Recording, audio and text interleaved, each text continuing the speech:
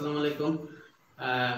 আমি আজকে তোমাদের আইসিটি ইন্টারমিডিয়েট আইসিটি পঞ্চম অধ্যায়ের সি প্রোগ্রামিং এর উপরে বেসিক নলেজ সম্পর্কে আলোচনা করব।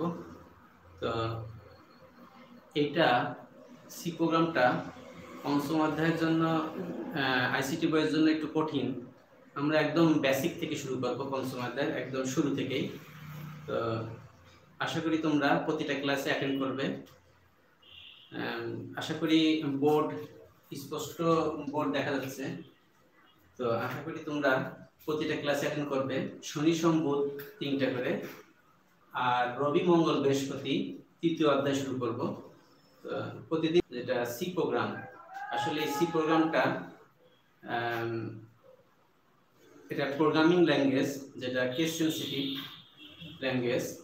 তো প্রিয় শিক্ষার্থী, কেস সেনসিটিভ মানে এখানে আসলে একটু পুরোপুরি একদম ল্যাঙ্গুয়েজটা ঠিক হতে হবে। অর্থাৎ একটু যদি ভুল হয়, যেমন প্রোগ্রাম লিখতে কোড করতে যে কখনো অক্ষর বা কোনো দাড়ি ইত্যাদি এরকম যদি কোনো মিসিং বা একটু বেশি হয়ে যায় বা ইত্যাদি এরকম, এই ক্ষেত্রে এই প্রোগ্রামটা ভুল অর্থাৎ রানিং করে না, এরর দেখায়। এই জন্য এটাকে বলা হচ্ছে কেস সেনসিটিভ। বিশেষ করে সিনট্যাক্স এরর বা সিনট্যাক্স মানে গঠন জাতীয় এরর এরকম যদি হয়, অথবা দেখা যাচ্ছে গ্রামাটিক্যাল, যেমন এই ল্যাঙ্গুয়েজের যে ওয়ার্ডগুলো শব্দগুলো যদি আমি একটু ভুল হয়, এটাকে বলা হচ্ছে কেস সেনসিটিভ। তো প্রিয় শিক্ষার্থী, এরকম এই সি প্রোগ্রামটা আছে কেস সেনসিটিভ। সি প্রোগ্রামটা সর্বপ্রথম ডেনিস রিসি 1970 সালে আমেরিকার বেল ল্যাবরেটরিতে উদ্ভাবন করেন। উনি সর্বপ্রথম এটা তৈরি করেন। তার আগে 10 বছর আগে এই সিটা ছিল হচ্ছে বি নামে। উনি 10 বছর পর অর্থাৎ 1970 সালে এই বি প্রোগ্রামটাকে আরেকটু আপডেট করে সি নাম করেন। উনি আবার এই 10 বছর পর আরো রিসার্চ করার পর 1980 সালে এটাকে নামকরণ করা হয় সি প্লাস প্লাস, অর্থাৎ object oriented programming, C plus plus.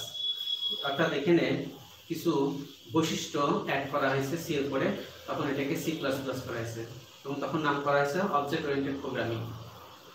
এই সি ভাষাটা বিশেষ করে বিভিন্ন সফটওয়্যার তৈরির ক্ষেত্রে, যেমন অপারেটিং সিস্টেম অথবা যে কোনো প্রোগ্রামিং ল্যাঙ্গুয়েজের ক্ষেত্রে, যেমন ক্যালকুলেশন বা ম্যাথমেটিক্যাল ইত্যাদি যে কোনো ক্ষেত্রে এই সি প্রোগ্রামটা ইউজ করা হয়। তো এরকম সি প্রোগ্রামের পাশাপাশি শিক্ষার্থী, সি প্রোগ্রামের পাশাপাশি আরও কিছু প্রোগ্রাম আছে, সি, জাভা, অরাকল, ফক্সপ্রো, কিউবেসিক, সবই প্রোগ্রামিং ল্যাঙ্গুয়েজ। কিন্তু এই সিটা হচ্ছে অফলাইন বেস বিশেষ করে। তো এই প্রোগ্রামিং ল্যাঙ্গুয়েজ আবার দুই ধরনের আছে, অনলাইন আর অফলাইন। অনলাইন বেস যেটা, সেটা হচ্ছে তোমরা যেমন আমরা সি শার্প অথবা এসপি, পিএসপি, জেএসপি।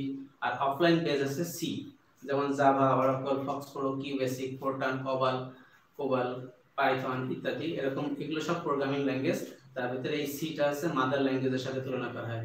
অর্থাৎ এই সি ল্যাঙ্গুয়েজ দিয়ে সকল অপারেটিং সিস্টেমের প্ল্যাটফর্মটা তৈরি করা হয়, যেমন Windows operating system, 7, vista, millennium ইত্যাদি। এই সবই কার্নেলটা তৈরি করা হয় সি দিয়ে।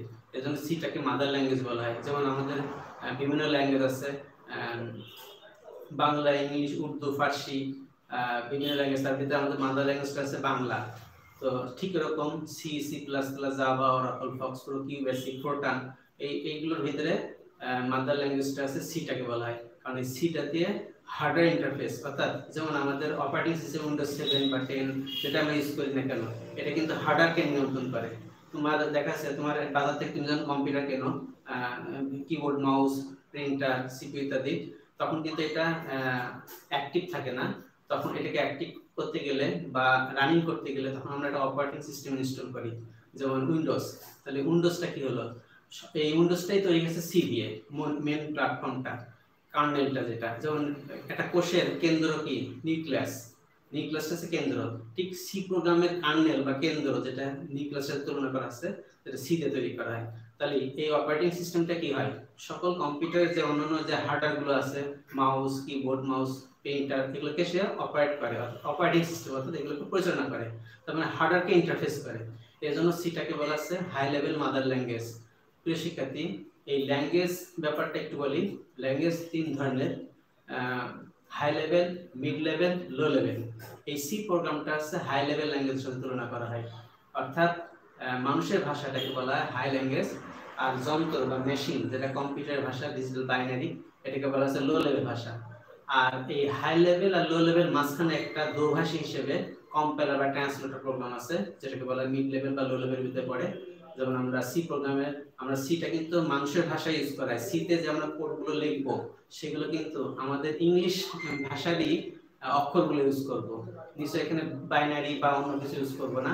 অর্থাৎ এজন্য এটাকে সিটাকে বলা হচ্ছে হাই লেভেল, অর্থাৎ মানুষের ভাষাটাকে ইউজ করা হয়। কিন্তু কম্পিউটার কিন্তু এই হাই লেভেল ল্যাঙ্গুয়েজ বোঝে না, কারণ কম্পিউটার হচ্ছে বাইনারি ভাষা, তার নিজস্ব মেশিন ভাষা, যান্ত্রিক ভাষাটাকে বলা হচ্ছে বাইনারি 0-1। তাহলে এখন আমরা যখন সি প্রোগ্রামটা করব আমাদের মানুষের ভাষা দিয়ে, অর্থাৎ হাই লেভেল, কিন্তু কম্পিউটার কিন্তু যন্ত্র, সে কিন্তু লো লেভেল ভাষা বোঝে, সে কিন্তু হাই লেভেল বোঝে না। অর্থাৎ মাঝখানে একজন দোভাষী বা মিড লেভেল ল্যাঙ্গুয়েজ ইউজ করা হয়, যেটাকে বলে কম্পাইলার বা ইন্টারপ্রেটার বা অ্যাসেম্বলার, যেটাকে বলে ট্রান্সলেটর প্রোগ্রাম। সে কি করে আমাদের হাই লেভেল ল্যাঙ্গুয়েজকে, সি প্রোগ্রামকে কনভার্ট করে, কম্পাইল করে, অনুবাদ করে মেশিন ল্যাঙ্গুয়েজ, অর্থাৎ লো লেভেল মেশিন ল্যাঙ্গুয়েজে রূপান্তর করে দেয়। তখন কম্পিউটার এটা বুঝতে পারে। তার মানে সি এর ভিতরে একটা মিড লেভেল ল্যাঙ্গুয়েজ কম্পাইলার সংযুক্ত থাকে অনুবাদক হিসেবে। যেমন বিদেশিরা যখন বাংলাদেশে আসে তখন আমরা বলি টুরিস্ট, কিন্তু বাংলাদেশে কিন্তু বাংলা ভাষা, তো বাংলা ভাষাটা কিন্তু সে বোঝে না। যেহেতু সে বোঝে না, তাকে কিন্তু একজন টুরিস্ট গাইড মাঝখানে থাকে, সে কি করে ইংলিশটাকে বাংলা, বাংলাটাকে ইংলিশে অনুবাদ করে, রূপান্তর করে তাকে বোঝায় দেওয়া হয়। ঠিক ওরকম আমরা সি প্রোগ্রাম ইউজ করি, এটা কিন্তু মানুষের ভাষা, ইংলিশ ভাষা ইউজ করে হাই লেভেল ল্যাঙ্গুয়েজ, কিন্তু কম্পিউটার কিন্তু বাইনারি, সে বাইনারি ছাড়া, 0-1 ছাড়া সে কিন্তু বোঝে না। তাহলে মাঝখানে একদম দোভাষী মানে ট্রান্সলেটর বা অনুবাদক প্রোগ্রাম, যেটাকে বলে কম্পাইলার, এখানে কম্পাইলারটা ইউজ করা হয়। কম্পাইলারটা হচ্ছে অনুবাদক, মানে টুরিস্ট গাইড, যে গাইড, যে ইংলিশে বাংলা, বাংলা ইংলিশ, এখানে ইংলিশে বাংলা না, এখানে হচ্ছে সি কে বাইনারিতে, বাইনারি থেকে সি প্রোগ্রাম অর্থাৎ হাই ল্যাঙ্গুয়েজে রূপান্তর করে দেবে। তো প্রিয় শিক্ষার্থী, এই জন্য সিটাকে বলা হচ্ছে মাদার ল্যাঙ্গুয়েজ, যেটা আমাদের সকল, এখানে আমরা যে পঞ্চম অধ্যায়ে যে প্রোগ্রামিং, যে ল্যাঙ্গুয়েজ প্রোগ্রামগুলো ইউজ করি, বিশেষ করে বিভিন্ন রকম গাণিতিক সমীকরণ, বিভিন্ন লজিক্যাল স্টেটমেন্ট, বিভিন্ন রকম লুপ স্টেটমেন্ট, ম্যাথমেটিক্যাল সিরিজ বা ধারা, এরকম জাতীয় ক্ষেত্রফল প্রোগ্রাম আছে, বৃত্তের ক্ষেত্রফল, ত্রিভুজের ক্ষেত্রফল, এই প্রোগ্রামগুলো ক্যালকুলেশন করব আমরা এই সি প্রোগ্রামের মাধ্যমে। প্রিয় শিক্ষার্থী, এই সি প্রোগ্রামটা যেটা, এটা আমাদের হাই লেভেল ল্যাঙ্গুয়েজের ভিতরে পড়তেছে। প্রিয় শিক্ষার্থী, তো এখন এই হাই লেভেল থেকে লো লেভেল রূপান্তর করলে যে প্রোগ্রামের মাধ্যমে করা হয় সেটাকে বলা আছে ট্রান্সলেটর। ট্রান্সলেটর সম্পর্কে একটু বলে নিই। এই ট্রান্সলেটর আছে মানে অনুবাদক ট্রান্সলেটর, এটা 3 প্রকার, সাধারণত 3 ধরনের। এটা আছে কম্পাইলার, ইন্টারপ্রেটার, অ্যাসেম্বলার। তো কম্পাইলারটা হচ্ছে তোমার একটু স্পিড বেশি, এটা হচ্ছে সরাসরি একটা প্রোগ্রামকে, একটা প্রোগ্রাম যদি 5 লাইন বা 10 লাইন মিলে যে একটা পেজ আকার হয়, তাহলে সে একসাথে সে কম্পাইল করবে, অর্থাৎ অনুবাদ করবে। তার কম্পাইলার আছে, এটা সোর্স থেকে অবজেক্ট, সোর্সটা হচ্ছে হাই লেভেল যেটা ইংলিশ ভাষা, আর অবজেক্ট মানে বাইনারি যেটা মেশিন ভাষা। তো এই কম্পাইলার কি করবে, সোর্স থেকে অবজেক্ট রূপান্তর করে, অর্থাৎ binary, high level English, high level সিটাকে থেকে সে বাইনারিতে রূপান্তর করে, সেটা page by page. Page by page মানে একটা পেজে যদি 10টা লাইন থাকে, তাহলে 10টা লাইন একসাথে অনুবাদ করবে। আর যদি ইন্টারপ্রেটার, দ্বিতীয়টা আছে ইন্টারপ্রেটার। ট্রান্সলেটর আছে 3 ধরনের, অনুবাদক প্রোগ্রাম 3 ধরনের, একটা আছে কম্পাইলার, একটা আছে তোমার ট্রান্সলেটর, আছে ইন্টারপ্রেটার। ট্রান্সলেটরটা আছে তোমার হাই লেভেল থেকে লো লেভেল, অর্থাৎ সোর্স থেকে অবজেক্টে রূপান্তর করবে, কিন্তু এটা পেজ বাই পেজ না, অর্থাৎ লাইন বাই লাইন। যদি একটা প্রোগ্রামে যদি 10টা লাইন মিলে হয়, তাহলে সে কি করবে, প্রথম লাইনটা অনুবাদ করবে, দ্বিতীয় লাইনটা অনুবাদ করবে, তৃতীয় লাইনটা অনুবাদ করবে, এইভাবে অনুবাদ করে ইন্টারপ্রেটার। আর অ্যাসেম্বলার একটা অনুবাদক প্রোগ্রাম আছে, যেটা হচ্ছে অ্যাসেম্বলারটা হচ্ছে লো লেভেল থেকে লো লেভেল, সোর্সটাও লো লেভেল, অবজেক্টটাও লো লেভেল, অর্থাৎ এক মেশিন ল্যাঙ্গুয়েজ থেকে আরেক মেশিন ল্যাঙ্গুয়েজ।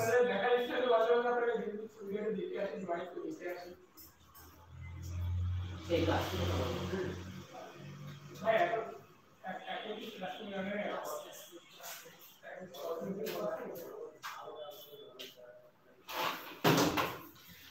প্রিয় শিক্ষার্থী, সরি, তো আমি যেটা বলছিলাম অ্যাসেম্বলি ল্যাঙ্গুয়েজটা হচ্ছে এক মেশিন ল্যাঙ্গুয়েজ থেকে আরেক মেশিন ল্যাঙ্গুয়েজে রূপান্তর করা, অর্থাৎ এক যান্ত্রিক ভাষা থেকে আরেক যান্ত্রিক, মানে এক বাইনারি থেকে আরেকটা বাইনারি।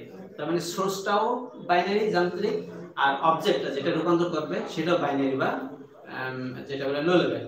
তো এটার উদাহরণ ক্ষেত্রে আমরা একটু বলতে পারি, তোমরা অ্যাপল কম্পিউটার ইউজ করেছো, আবার আমাদের সাধারণত ডেস্কটপ যে কম্পিউটারগুলো ইউজ করি, তো অ্যাপল কম্পিউটারে দেখবা যে প্রোগ্রাম বা গেমগুলো কিন্তু আমাদের সাধারণ ল্যাপটপ বা ডেস্কটপ কিন্তু ওপেন হয় না বা চলে না। আবার আমাদের সাধারণ কম্পিউটারে যে প্রোগ্রামগুলো সেগুলো কিন্তু অ্যাপেলে কিন্তু কম্পিউটার চলে না, কিন্তু দুটোই কিন্তু মেশিন ল্যাঙ্গুয়েজ, যান্ত্রিক ভাষা, দুটোই কিন্তু ভাষা কিন্তু বাইনারি। এখন ওই অ্যাপল কম্পিউটারের যে প্রোগ্রামগুলো আছে বা গেমগুলো আছে যদি আমাদের কম্পিউটারে চালাতে হয়, তাহলে ওই বাইনারি থেকে ও লো লেভেল থেকে, অর্থাৎ ওই যান্ত্রিক ভাষা থেকে আবার আমাদের কম্পিউটার যান্ত্রিক ভাষায় রূপান্তর করতে হয়। অর্থাৎ সোর্সটাও লো লেভেল, অবজেক্টটাও লো লেভেল, অর্থাৎ এক লো লেভেল থেকে আরেক লো লেভেল। তো ট্রান্সলেটর আছে এই তিন ধরনের, সেটা বললাম হচ্ছে কম্পাইলার, ইন্টারপ্রিটার, অ্যাসেম্বলার। প্রিয় শিক্ষার্থী, এখন একটু আমরা একটু কথা বলি, যেহেতু আজকে পঞ্চম অধ্যায়ের প্রথম ক্লাস, অর্থাৎ ইন্ট্রোডিউস, ডিসক্রিপশন জাস্ট একটা। এই পঞ্চম অধ্যায়ে সাধারণত যে প্রোগ্রামগুলো আছে সেটা আছে তিন ধরনের প্রোগ্রাম। এটা আছে বিভিন্ন সূত্র ব্যবহার করে, যেমন বৃত্তের ক্ষেত্রফল, ত্রিভুজের ক্ষেত্রফল, তারপরে আয়তক্ষেত্র, বর্গক্ষেত্র, বিভিন্ন রকম সূত্র, যেমন একটা তিনটি সংখ্যার গড় নির্ণয়, অথবা দেখা যাচ্ছে এই হয়তো ভাগ অথবা গুণ, বিভিন্ন রকম সূত্র ব্যবহার করে যে প্রোগ্রামগুলো করি সেগুলো আছে সাধারণত সূত্র ব্যবহার করে। এখানে তিন জাতীয় প্রোগ্রাম, একটা আছে সূত্র।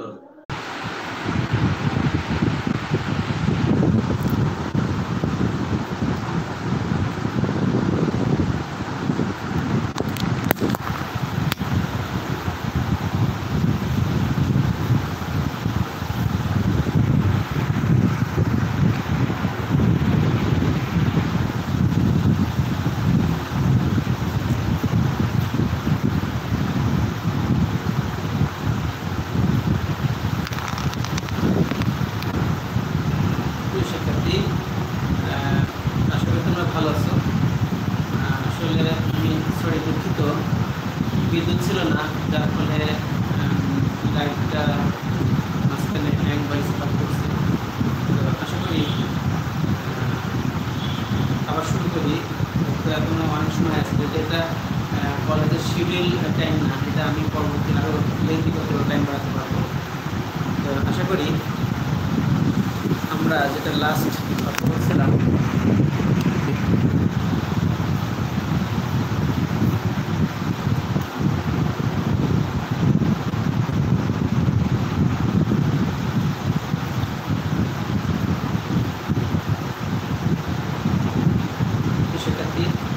আমরা যেটা লাস্টে আমরা বলতেছিলাম যে অনুবাদক প্রোগ্রাম আসলে তিন ধরনের, কম্পাইলার, ইন্টারপ্রিটার, অ্যাসেম্বলার। তো আমরা অ্যাসেম্বলার বলছিলাম যে এক মেশিন ল্যাঙ্গুয়েজ থেকে আরেক মেশিন ল্যাঙ্গুয়েজ, অর্থাৎ এক বাইনারি থেকে আরেক বাইনারিতে রূপান্তর করা, এটা হচ্ছে তোমার অ্যাসেম্বলার যে অনুবাদক প্রোগ্রাম।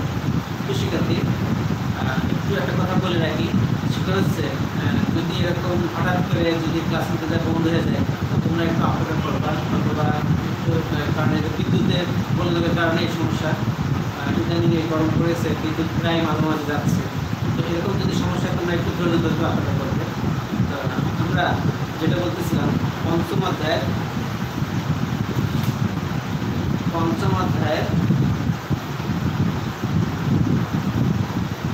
অ্যাসেম্বলার নিয়ে বলছিলাম। এবার একটু বলি প্রোগ্রাম ডকুমেন্টেশন কি। আজকে মূলত পঞ্চম অধ্যায়ের পর বেসিক ধারণা একটু বলবো।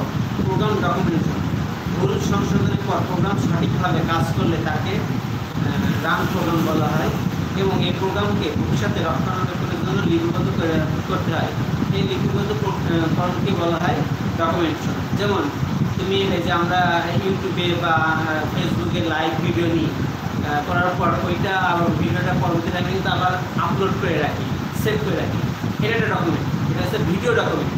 আর এখানে হচ্ছে প্রোগ্রাম ডকুমেন্ট, অর্থাৎ আমরা কোনো প্রোগ্রাম সঠিকভাবে কাজ করলে ওটা বলে রান প্রোগ্রাম, ওইটাকে যদি আমরা আবার লিপিবদ্ধ করে সংরক্ষণ করে রাখতে চাই তাহলে ওই প্রোগ্রাম ডকুমেন্টেশন। প্রিয় শিক্ষার্থী, এখন আমরা একটু জানবো সেটা হচ্ছে অ্যালগরিদম। অ্যালগরিদম জিনিসটা কি? অ্যালগরিদম, ফ্লো চার্ট, এই দুটো জিনিসটা খেয়াল করো। অ্যালগরিদম, ফ্লো চার্ট এবং কোড। অ্যালগরিদম হলো আমরা কোনো কাজ কিভাবে করব সেই প্রসেসটা সিকোয়েন্সিয়ালি ধাপে ধাপে লিপিবদ্ধ করে রাখাটাকে বলা হচ্ছে অ্যালগরিদম। যেরকম আমরা প্র্যাকটিক্যাল কোনো বায়োলজি বা ফিজিক্স বা কেমিস্ট্রি,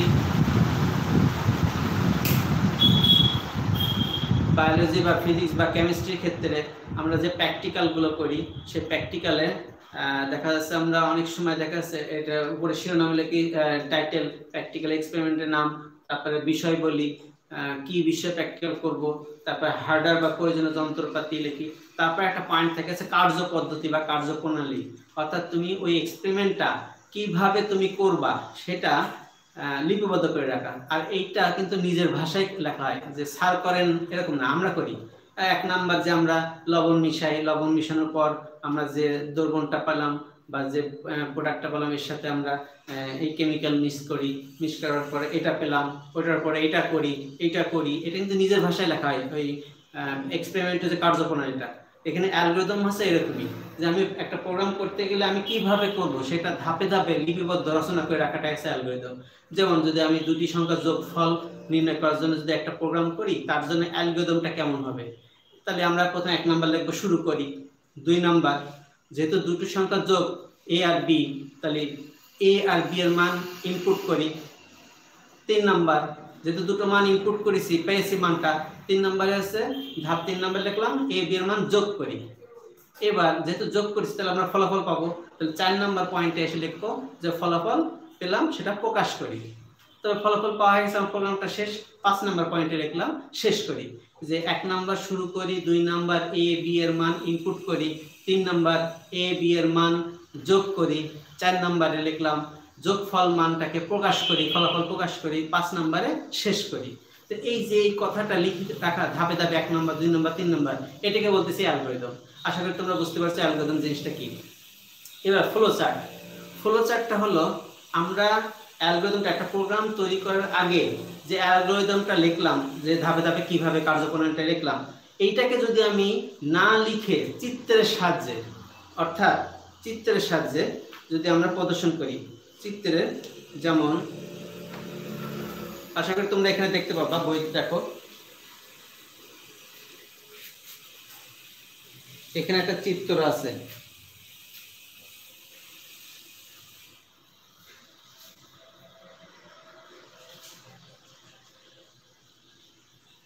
শিক্ষার্থী, এখানে একটা চিত্র আছে, দেখতে পাচ্ছ মনে হয়, এই যে এখানে চিত্রে যে হলুদ কালারে দেখছো চিত্র, এরকম বইতে দেখবা, এটাকে বলছে ফ্লো চার্ট, অর্থাৎ চিত্রের মাধ্যমে দেখানো।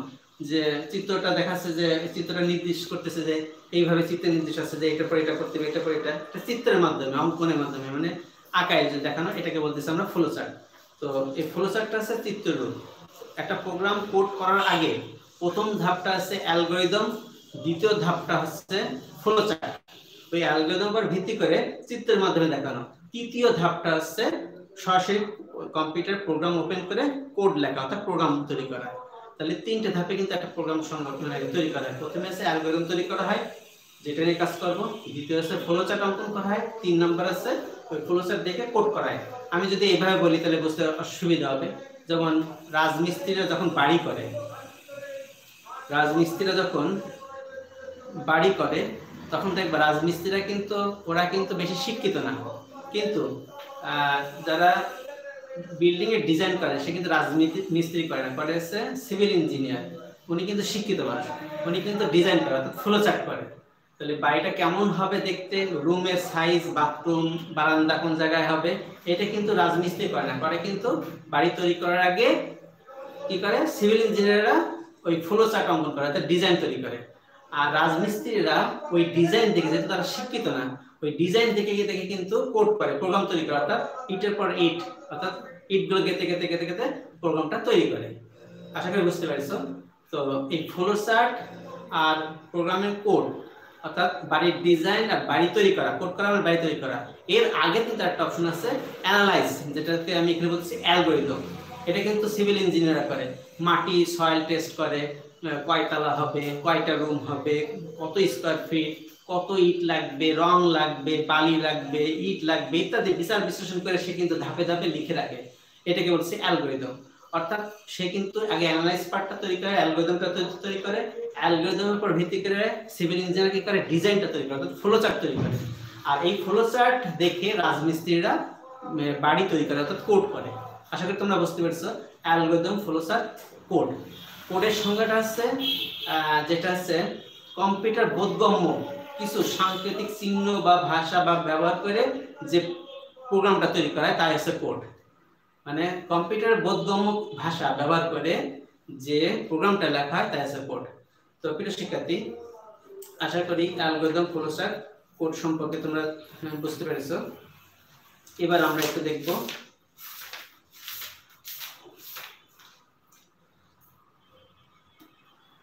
এই ফ্লো চার্ট আবার দুই ধরনের, প্রোগ্রাম ফ্লো চার্ট আর একটা হচ্ছে সিস্টেম ফ্লো চার্ট।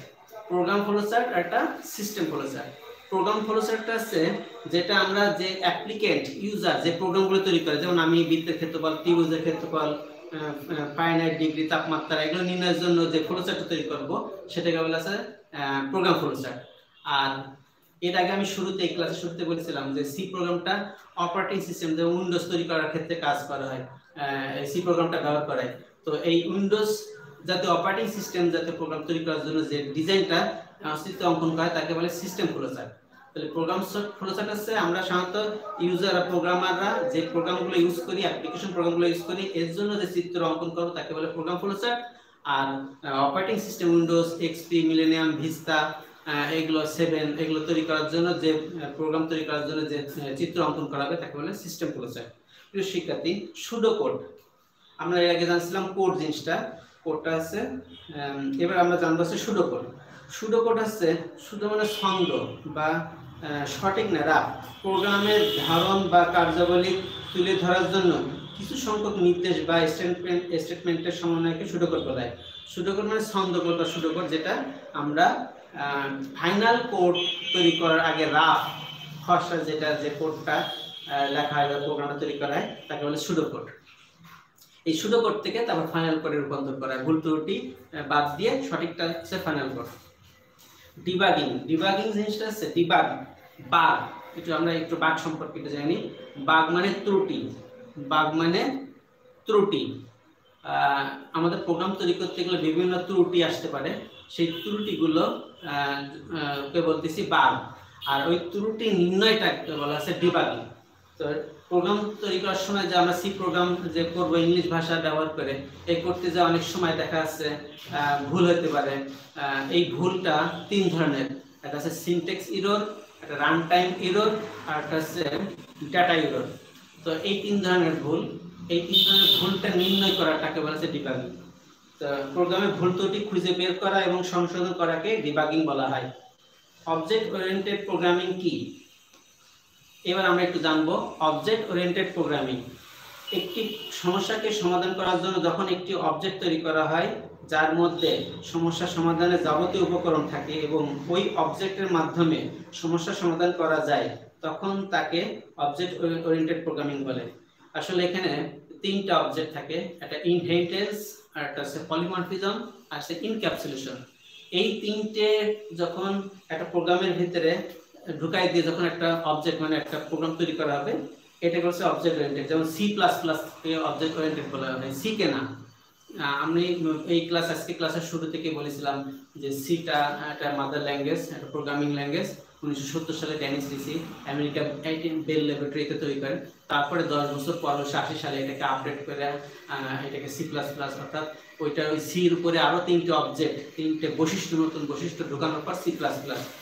তো এবার আমরা একটু জানবো ডাটা টাইপ জিনিসটা কি। প্রিয় শিক্ষার্থী, ডাটা টাইপ হলো ডাটার ধরন, ডাটার ধরনটাকে বলা হয় ডাটা টাইপ। প্রিয় শিক্ষার্থী, আমরা যেমন যদি আমরা দেখা যাচ্ছে একটা প্রোগ্রামে যদি এ আর বি দুটো যোগফল নির্ণয় করার জন্য যদি একটা প্রোগ্রাম তৈরি করি, তাহলে এ বি এর মানটা দেবো। তো এ আর বিটা কি চলক, ভেরিয়েবল যেটা বলি, যার ভিতরে এ এর মান থাকে এবং বি এর মান, এ এর মান যদি 5, বি এর মান 6। তো এই মানটা আমার কি ধরনের, সেটা কি সংখ্যা জাতীয় না বর্ণ জাতীয়?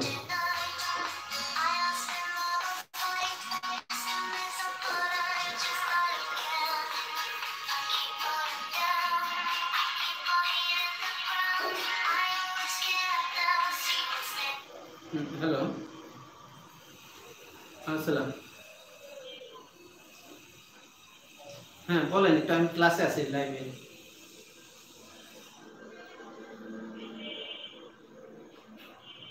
জি জি, হ্যাঁ হ্যাঁ পাওয়া যাবে। একটু আমি একটু লাইভে ক্লাস আছে, একটু পরে বলছি, একটু ফোন দিচ্ছি। আচ্ছা আচ্ছা আচ্ছা, সরি একটু শিখাতে। তো ডাটা টাইপ জিনিসটা আছে যেটা বলছিলাম, এ আর বি এর মান, এ আর বি এর মান। এখন এর মান সেটা সংখ্যা জাতীয় না বর্ণ জাতীয় হবে, এটাকে বলছে ধরন। সেটা সংখ্যা জাতীয় যদি হয় তাহলে আবার দুই ধরনের, পূর্ণ সংখ্যা না ভগ্নাংশ। পূর্ণ সংখ্যা যেমন 5, 7, 9, আর ভগ্নাংশ হচ্ছে 5.2, 3.4, এটা ভগ্নাংশ। তাহলে ডাটার ধরনটা আছে, আমি প্রথমত জানলাম হচ্ছে সংখ্যা জাতীয়। এই সংখ্যা যদি হয় ভগ্নাংশ অথবা পূর্ণ সংখ্যা। আর যদি বর্ণ জাতীয় হয় তাহলে বর্ণ আবার দুই ধরনের, সেটা সিঙ্গেল বর্ণ নাকি মাল্টিপল বর্ণ। সিঙ্গেল বর্ণ হলে একরকম হবে, মাল্টিপল বর্ণ হলে একরকম। সিঙ্গেল বর্ণ মানে এ অথবা বি অথবা সি, আর মাল্টিপল বর্ণ আছে ডগ, ক্যাট, যেমন 4-5টা বর্ণ মিলে একটা ওয়ার্ড, এটাকে বলছে মাল্টিপল। তো এইগুলোকে বলছে ডাটা টাইপ বা ডাটা ধরন। তাহলে আমাদের অবশ্যই একটা প্রোগ্রাম তৈরি করতে গেলে আমরা যে চলকগুলো ডিক্লেয়ার করব, সেই চলকের মানটা কি ধরনের হবে সেটাকে ডিফাইন করাকে বলা আছে ডাটা টাইপ। প্রিয় শিক্ষার্থী, আমরা ধ্রুবক সম্পর্কে একটু আমরা এটা অনেকেই জানি। এই চলক যেটাকে বললাম যে কিছুদিন আগে, যেটাকে সি এর ভাষা বলা অপারেন্ট। এই অপারেন্ট আছে দুই ধরনের, একটা স্থির মান আর একটা চলমান মান। স্থির মানটাকে বলা হয় কনস্ট্যান্ট বা ধ্রুবক, আর চলমান মানটাকে বলা হয় যেটা ভেরিয়েবল। তো প্রিয় শিক্ষার্থী, আমরা ভেরিয়েবল সম্পর্কে তো জানলাম, যেটা যার মান চেঞ্জেবল, পরিবর্তন, যেটা সংখ্যা জাতীয় হতে পারে অথবা বর্ণ জাতীয় হতে পারে। আর কনস্ট্যান্ট আছে ফিক্সড, যেমন বৃত্তের ক্ষেত্রফল নির্ণয়ের ক্ষেত্রে পাই ইন্টু আর স্কয়ার। তাহলে পায়ের মান কিন্তু কনস্ট্যান্ট 22/7 অথবা 3.1416, এটা হচ্ছে ধ্রুবক।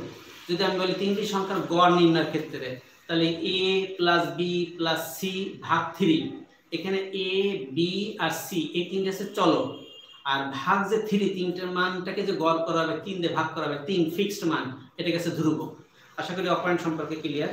অপারেন্ট দুই প্রকার আছে, ভেরিয়েবল বা চলক, এটা আছে কনস্ট্যান্ট বা ধ্রুবক যদি অপারেন্ট। প্রিয় শিক্ষার্থী, এই ভেরিয়েবল যেটা বলতেছি, এই ভেরিয়েবল আবার বিভিন্ন প্রকার আছে, local variable, global variable. Local variable আর একটা আছে গ্লোবাল ভেরিয়েবল। তো প্রিয় শিক্ষার্থী, লোকাল ভেরিয়েবলটা আছে আমার একটা প্রোগ্রামের ভিতরে হয়তো 4টে বা 5টা পার্ট আছে, সিঙ্গেল পার্ট।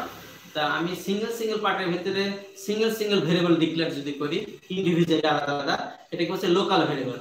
আর যদি আমি একটা এক্স ডিক্লেয়ার করলাম, একটা ভেরিয়েবল যেটা সকল পার্টের ভিতরে ব্যবহার করা যাবে, সব জায়গায় ব্যবহার করা যাবে, এটাকে হচ্ছে গ্লোবাল ভেরিয়েবল। আশা করি তোমরা লোকাল আর গ্লোবাল বুঝতে পারছো। যদি আমি একটা প্রোগ্রামের ভিতরে 4টে পার্ট, একটা যোগের পার্ট, একটা গুণের পার্ট, একটা ভাগের, একটা বিয়োগের, তাহলে আমি যদি এমন একটা ভেরিয়েবল ইউজ করব যেটা যোগের পার্টে, বিয়োগের, ভাগের সকল পার্টের ভিতরে ইউজ করা যাবে এই ভেরিয়েবলটা, তখন ওই ভেরিয়েবলটাকে বলতেছি গ্লোবাল। আর যদি আমি দেখেন যোগের জন্য একটা নির্দিষ্ট একটা ইন্ডিভিজুয়াল একটা ভেরিয়েবল ডিক্লেয়ার করলাম, যেটা যোগের ভিতরে ইউজ হবে, ভাগের ভিতরে না, গুণের ভিতরে না, তাহলে এটাকে বলছে লোকাল। প্রিয় শিক্ষার্থী, আজকে আমরা আরেকটু জানি, যেটা আছে গাণিতিক, এই যে অপারেটর কিছুক্ষণ আগে একটু বলেছিলাম মনে হয়, এর আগের দিনও হয়তো বলেছি, তা একটু বলে রাখি। এক্সপ্রেশন হচ্ছে গাণিতিক সমীকরণের ক্ষেত্রে এক্সপ্রেশন বলা হয়, গাণিতিক সমীকরণ। যেমন x = পাই ইন্টু আর স্কয়ার, এটা একটা সমীকরণ, বৃত্তের ক্ষেত্রফল, তারপরে ত্রিভুজের ক্ষেত্রফল আছে, তারপরে দ্বিঘাত সমীকরণ ইত্যাদি। এই ক্ষেত্রফল নির্ণয়ের জন্য যে সমীকরণগুলো আছে, ইকুয়েশনগুলোকে আছে, সেগুলো আমরা সি এর ভাষায় বলি এক্সপ্রেশন। এই এক্সপ্রেশন দুটো জিনিস নিয়ে তৈরি, একটা আছে অপারেটর, একটা আছে অপারেন্ট। একটা অপারেটর আর একটা অপারেন্ট। অপারেটর আছে গাণিতিক চিহ্নগুলো, যেমন যদি তিনটি সংখ্যার যোগ নির্ণয় করতে বলা হয়, তাহলে এক্সপ্রেশনটা হবে x = a + b + c, তিনটি সংখ্যার যোগ। তাহলে এখানে অপারেটর আছে প্লাস আর ইকুয়াল টু যে চিহ্ন, গাণিতিক চিহ্ন, এগুলোকে বলে অপারেটর। আর এক্স, এ, বি, সি এই চারটা হচ্ছে ভেরিয়েবল মানে অপারেন্ট। শিক্ষার্থী এই অপারেন্ট আবার দুই প্রকার, কিছু আগে বলেছিলাম, কনস্ট্যান্ট জাতীয় অপারেন্ট আর আছে চলমান ভেরিয়েবল জাতীয় অপারেন্ট। তো অপারেটর জিনিসটা ক্লিয়ার আশা করি। তো এই অপারেটর আবার বিভিন্ন প্রকার হতে পারে, গাণিতিক অপারেটর, রিলেশনাল অপারেটর, তারপরে logical operator, bitwise operator, assign operator. এই অপারেটরগুলো বিভিন্ন ক্লাসিফিকেশন আমরা পরবর্তী টাইমে পরবর্তী ক্লাসে একটু বলবো। তো এইবার আমরা একটু জেনে নিই যেটা স্টেটমেন্ট। স্টেটমেন্ট হলো লাইনটাকে বলা হয় স্টেটমেন্ট। যেমন আমরা বাংলা ভাষার ক্ষেত্রে বাক্য বলি, ইংলিশের ক্ষেত্রে সেন্টেন্স বলি, প্রিয় শিক্ষার্থী। আর সি এর ভাষায় বলা হয় স্টেটমেন্ট। তো বাংলা বা ইংলিশের ক্ষেত্রে, বাংলার ক্ষেত্রে লাস্টে আমরা দাড়ি দিয়ে শেষ করি, মোস না কিন্তু দাড়ি দিয়ে শেষ করি। আর তোমার ইংলিশের ক্ষেত্রে আছে ফুল স্টপ দিয়ে শেষ করি। আর এখানে আছে তোমার সেমিকলন, অর্থাৎ কমার উপরে একটা নোক্তা, কমা হবে তারপর একটা ফুটা নোক্তা, সেমিকলন। এখানে লাইনটাকে শেষ করে সেমিকলন দিয়ে। এখানে আমি লাইন বলবো না, বলা হয় স্টেটমেন্ট। অর্থাৎ সি এর ভাষায় স্টেটমেন্টের সংজ্ঞাটা আছে এরকম, প্রত্যেক লাইনটাকে বলা হয় স্টেটমেন্ট যা সেমিকলন দিয়ে শেষ করায়। তো এই স্টেটমেন্ট, এই লাইনগুলো বিভিন্ন নামে আছে, input statement, output statement, processing statement. যে স্টেটমেন্ট যে কাজ, যে লাইনের যে কাজ সেই অনুযায়ী নামকরণ হয় স্টেটমেন্টের। একটা স্টেটমেন্ট, একটা লাইন আছে সি ভাষা, সেটা আছে শুধু ইনপুট করা, ডাটা ইনপুট করা, তাহলে ইনপুট স্টেটমেন্ট। একটা লাইন আছে সেটা শুধু ডাটা আউটপুট করার কাজ করে, সেটা তাহলে আউটপুট স্টেটমেন্ট। একটা লাইন যেমন x = π * r², এটা এক্সপ্রেশন জাতীয় স্টেটমেন্ট, অর্থাৎ গাণিতিক সমীকরণ জাতীয় স্টেটমেন্ট। এটা সেমিকলন দিয়ে শেষ করা হয়, তাহলে এটা গাণিতিক স্টেটমেন্ট। প্রিয় শিক্ষার্থী, এই সি প্রোগ্রামের ভিতরে কিছু ফাংশন, লুপ, অ্যারে ইত্যাদি ইউজ করা হয়, সেগুলো আগামী দিন একটু এগুলোকে একটু ক্লিয়ার করব। আরেকটা একটু জেনে নিই, সেটা হচ্ছে কিওয়ার্ড। কিওয়ার্ড জিনিসটা হচ্ছে আমরা রিজার্ভ ওয়ার্ড, যেমন আমাদের ইংলিশের ক্ষেত্রে বা বাংলার ক্ষেত্রে কিছু সংরক্ষিত ডিকশনারিতে কিছু সংরক্ষিত শব্দ আছে, ভোকাবুলারি শব্দ যেগুলো, সেগুলো হচ্ছে রিজার্ভ ওয়ার্ড বলি, যেমন বার্ড, ডগ, ক্যাট ইত্যাদি। তো সি ভাষা তৈরি করার জন্য এরকম কিছু রিজার্ভ সংরক্ষিত শব্দ আছে, সেগুলো বলা আছে কিওয়ার্ড। প্রিয় শিক্ষার্থী, যেমন আমরা ইনক্লুড, স্টুডিও, তারপরে সিএলআর, গেট সিএইচ, এই শব্দগুলো কিন্তু বলা আছে কিওয়ার্ড। প্রিয় শিক্ষার্থী, এখানে কিছু প্রোগ্রাম তৈরি করতে গেলে কিছু ফাংশন ইউজ করা হয়। তো ফাংশন মানে জিনিসটা হচ্ছে, যেমন আমরা বলে থাকি যে বিয়ের ফাংশন অথবা খেলার ফাংশন, একটা অনুষ্ঠান। তো এটা প্রোগ্রামের ভিতরে বিভিন্ন ফাংশন থাকে। একটা প্রোগ্রামের ভিতরে যদি তোমার চারটে কাজ ভিন্ন ভিন্ন থাকে, যদি একটা যোগের কাজ, একটা বিয়োগের কাজ, একটা গুণের কাজ, একটা ভাগের কাজ, এগুলো এক একটা বলবো ফাংশন, আলাদা আলাদা ফাংশন। এরকম এই চারটে ফাংশন, যোগ, বিয়োগ, গুণ, ভাগ, একটা প্রোগ্রামের কাজ হবে। আমি একটা প্রোগ্রাম তৈরি করব যার কাজ যোগের কাজ করবে, এ বি এর মান দেবো, সেটা এ বি এর ভিতরে যোগ করবে, এ বি এর ভিতরে আরেকটা ফাংশন কি করবে, বিয়োগ করবে, এ বি এর ভিতরে আরেকটা ফাংশন, এ বি এর ভিতরে গুণ করবে, আরেকটা ফাংশন আছে ভাগ করবে, এরকম। তো প্রিয় শিক্ষার্থী, এরকম ফাংশন আরো অনেক থাকতে পারে একটা প্রোগ্রামের ভিতরে। তো এই প্রতিটা ফাংশন, এগুলোকে বলছি সাব ফাংশন। আর এই সাব ফাংশন গুলোকে আবার নিয়ন্ত্রণ করে মেন একটা ফাংশন। যেমন একটা ক্লাসে নিয়ন্ত্রণ করে একজন টিচার, কিন্তু অনেক ছাত্র থাকতে পারে, অনেক ফাংশন থাকতে পারে, কিন্তু মনিটর বা ক্লাস টিচার একজন। কিন্তু ঠিক এরকম অনেকগুলো ফাংশন থাকতে পারে, সেই ফাংশনগুলোকে নিয়ন্ত্রণ করে একটা মেন ফাংশন, যার নাম মেন, MAIN, মেন। তো প্রিয় শিক্ষার্থী, এই মেন ফাংশন আন্ডারে আরো কিছু সাব ফাংশন থাকতে পারে, যেমন বিয়োগের, গুণের ইত্যাদি। তো প্রিয় শিক্ষার্থী, আজকে আমরা পঞ্চম অধ্যায়ের জাস্ট একটু বেসিক নলেজগুলো দেওয়ার চেষ্টা করছি। তোমরা তোমাদের একটু বাড়ির কাজ থাকতেছে যে তোমরা যে কোনো বইয়ের পঞ্চম অধ্যায়ের শেষে দেখবা কিছু সামারি, ছোট ছোট প্রশ্ন থাকে উদ্দীপকে কয়ের ক্ষেত্রে, সংজ্ঞা টাইপের। এই প্রশ্নগুলো আজকে তোমাদের কাজ থাকবে, একটু বাসায় একটু বসে পড়ে নেওয়া।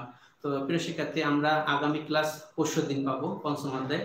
তোমরা একটু জেনে রাখো, আমি আইসিটির উপরে 3টার সময় প্রতিদিনই ক্লাস নিব। সেটা শনি, সোম, বুধ হচ্ছে পঞ্চম অধ্যায়। যারা এখন বর্তমানে ক্লাসে কলেজে ভর্তি হয়েছে তাদের জন্য বেশি উপকার হবে, আর যারা ভর্তি হও না, এসএসসি পাস করেছে, তাদেরও কাজে লাগবে, কারণ তারাও এটা লাগবে পরে, তারাও এখানে ক্লাস করতে পারো। আর রবি, মঙ্গল, বৃহস্পতি 3য় অধ্যায়ের উপরে শুরু করব, একদম শুরু থেকে এখানে তোমরা এসএসসি যারা পাশ করে বসে আছো, সময় নষ্ট না করে তোমরা এখানে অ্যাটেন্ড করতে পারবা। এটা যেহেতু শুরু থেকে ক্লাস নিচ্ছি, পঞ্চম অধ্যায় তৃতীয় অধ্যায় দুটোই তোমাদের কাজে লাগবে। আর এই দুটো অধ্যায় কিন্তু আইসিটির জন্য কঠিন অধ্যায়। এটা অনেকেই কঠিন মনে করে বা পারে না, কঠিন বিশেষ করে আর্টস কমার্সদের জন্য বেশি কঠিন, সায়েন্স ওয়ালারা আশা করি বুঝতে পারে। তো আমি মনে করবো তোমরা প্রতিদিনই ক্লাস করবা, যারা কলেজে ভর্তি হয়ে আসো, যারা সেকেন্ড ইয়ার বা ফার্স্ট ইয়ার তারাও করবা, পাশাপাশি যারা নতুন এসএসসি পাস করছো তাদের জন্য এটা লাগবে, যেহেতু আমি শুরু থেকে করছি। তোমরা যেসব তোমাদের আশেপাশে কোনো ফ্রেন্ড সার্কেল থাকলে সবাইকে এই ক্লাসে অ্যাটেন্ড করতে পারবা প্রতিদিন 3টার সময়। শনি সোম বুধ হচ্ছে পঞ্চম অধ্যায়, আর রবি মঙ্গল বৃহস্পতি একদিন পর পর হচ্ছে তৃতীয় অধ্যায়। আর যারা এখানে সাবস্ক্রাইব করেছো তাদেরকে আমি আবার ধন্যবাদ জানাই। আর তোমাদের ফ্রেন্ড সার্কেল, নতুন ফ্রেন্ড সার্কেল আশেপাশে তাদেরকে জানাও, তাদেরকে সাবস্ক্রাইব করতে বলো আমার চ্যানেলে। আশা করি তোমরা এখানে আইসিটিটা ক্লিয়ার করে দেবো ইনশাল্লাহ। আর একটা কথা বলে রাখি, আবার বলছি, সেটা হচ্ছে কিছুক্ষণ আগে বিদ্যুৎ চলে যাওয়ার কারণে মাঝখানে একটু ক্লাস হ্যাম্পার হয়েছিল।